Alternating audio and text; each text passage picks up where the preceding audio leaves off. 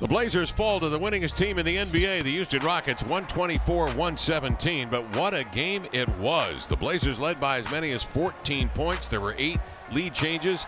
6 times this ball game was tied. And you really got the feeling, hey, the Blazers are right there without Nurkic, without Harkless, both out because of the injuries. When the Blazers scored 36 points in the third quarter, the two teams were tied at 62 at half. But Lamar, in this battle of three-point shooting, it definitely went the Blazers' way, but those free throws definitely went Houston's way. Houston plays either one of two ways.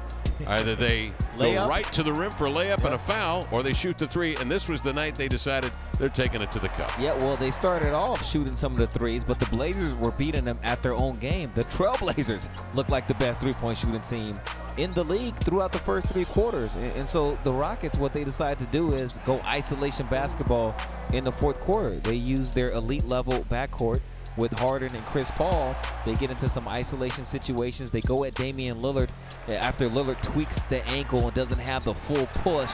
And more times than not, it resulted in points scored, whether a direct layup or they got to the free throw line. But Kevin, we said this multiple times throughout the broadcast, you don't take solace in a moral victory, but this was the type of effort, the type of production, the ball movement, the passing we saw primarily in the first 3 quarters that you expect from Trailblazers basketball. So you know what they're capable of. You know they will continue to fight.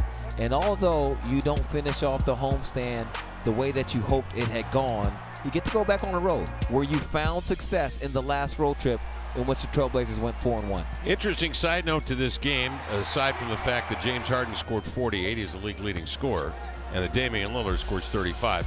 Lillard, by the way, with the 9 threes, ties a franchise high that he set himself in Miami last year. But that side note I was talking about is Zach Collins playing nearly 19 minutes tonight and playing very productive basketball. He had 3 blocks, and Jake Layman getting 14.5 minutes as well, as Nurkic and Harkless were out. So Terry Stotts goes deep to his bench. He saw something in practice the last couple of days that led him to believe that the youngsters could help.